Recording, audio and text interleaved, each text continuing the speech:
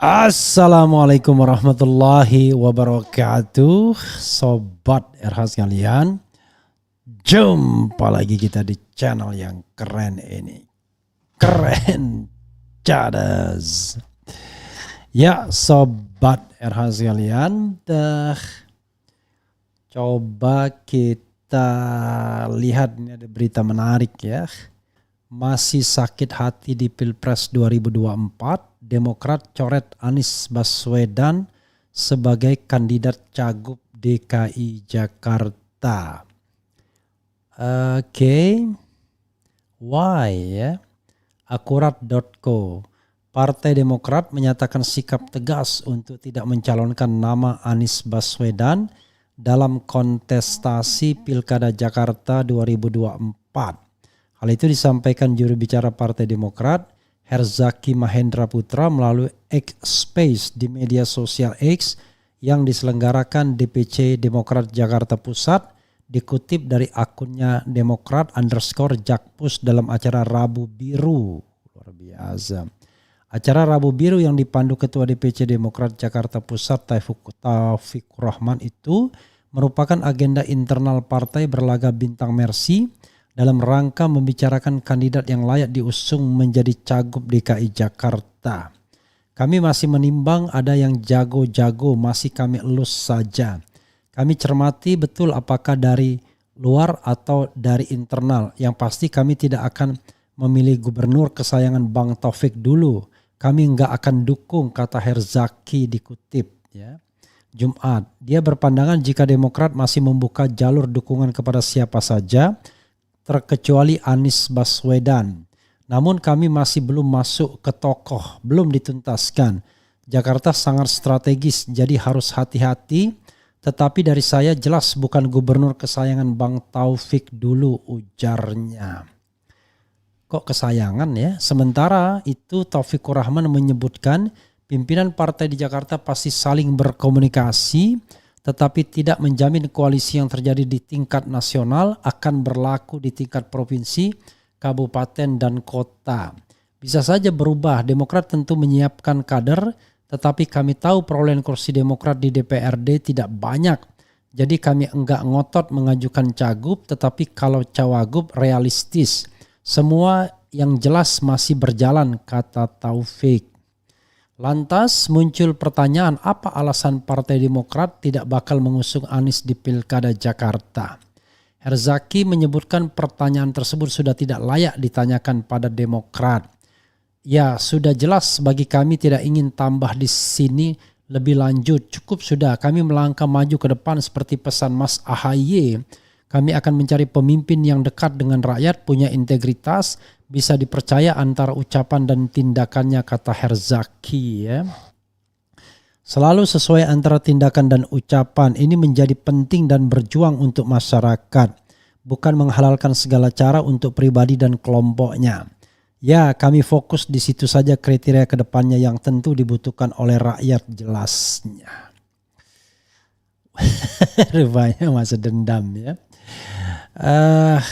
Sahabat era sekalian ya, kalau kita mau objektif ya, yang objektif itu adalah perolehan partai politik. Kalau Prabowo menang, ya itu kan bukan karena andil Partai Demokrat. Partai Demokrat ikut saja gerbong di sana. Kebetulan karena yang bikin menang itu kan Jokowi. Itu udah jelas sekali. Tapi kalau kita lihat bagaimana kinerja Partai Demokrat, kan partai ini menurun terus sejak juara di 2009, 2014 hanya dapat 61 kursi. Lalu turun menjadi 54 kursi ketika dipimpin oleh AHY. Ya.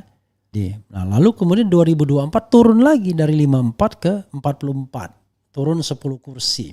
Sementara partai-partai yang mendukung Anies Baswedan naik. Ya. Nasdem naik 10 kursi. Kemudian siapa lagi? Nasdem naik 10 kursi, kemudian PKB naik 10 kursi, PKS naik 3 kursi. Paling tidak mereka mengalami kenaikan, tidak seperti Demokrat yang turun sampai 10 kursi. Nah, itu karena pilihan Demokrat untuk meninggalkan koalisi perubahan. Tapi kalau kemudian kebahagiaannya karena ketua umumnya dijadikan menteri, ya sudahlah. Namanya Anda memang akhirnya kan orientasinya pada kekuasaan personal, bukan kekuasaan, bukan membesarkan partai lagi. Jadi kalau ukurannya 2 kali pemilu, ya Demokrat gagal karena turun terus jumlah kursinya. Tapi kan tidak ada reward and punishment di partai politik tersebut karena mekanisme internalnya tidak jalan, ya kan?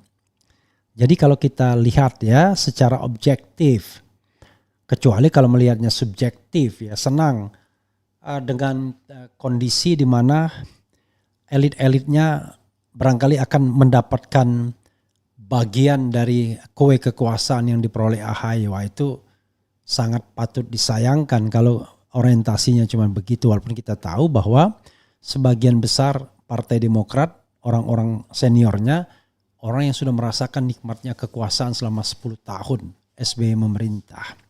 Jadi barangkali kalau orientasinya seperti itu, ya gawat. Jangan lupa 2000 pertama kali, 2004 Demokrat 7%. Saya tahu berapa pada waktu itu 7% ya. Kemudian nomor 2009 juara 1. 2014 turun tinggal 61. Kemudian 2019 turun menjadi 54, sekarang menjadi 44. Nah kan ini harusnya menjadi sebuah alarm ya, bahwa partai ini terus menurun kinerjanya, dan menurut saya langkah lepas dari koalisi perubahan tersebut membuat Partai Demokrat justru kehilangan kesempatan untuk dicintai. Nah kalau ini kan alasannya, coba kalau kita tidak ikut koalisi Prabowo, sudah kalah turun juga kursi. Enggak begitu. Mungkin Anda kalah tapi kursi Anda naik, kan begitu. Jadi sebenarnya dan kalau cuma mau ikut pemerintahan bisa saja setelah itu kan. Seperti dilakukan oleh Nasdem dan PKB. Jadi justru jauh lebih pandai kursi naik, ya kan?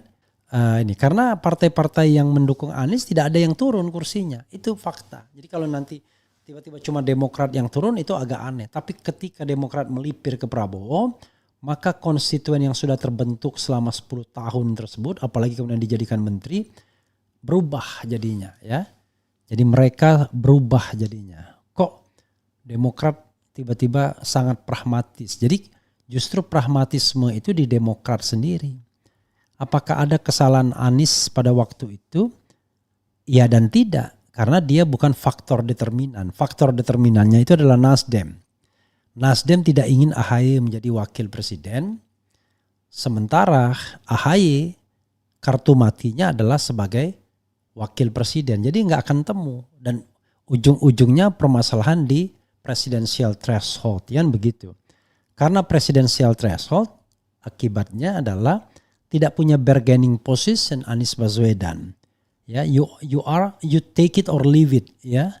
Jadi take it-nya adalah ada Muhaimin Iskandar yang kursinya cukup ya, dan tidak perlu lagi PKS bahkan, atau kemudian membiarkan ngambang begitu saja. PKS tidak bisa maju-maju, Nasdem juga tidak ingin Demokrat. Jadi pada waktu itu kalau kita lihat ya tidak semata-mata salah Anies ya, tapi yang jelas perubahan orientasi Partai Demokrat ya itu membuat Demokrat hancur, tetapi membuat AHY senang karena akhirnya bisa menjadi menteri. Nah, kalau misalnya tujuannya hanya ingin menjadikan AHY sebagai menteri, ya sudah tercapai, tetapi Demokratnya kan turun kinerjanya.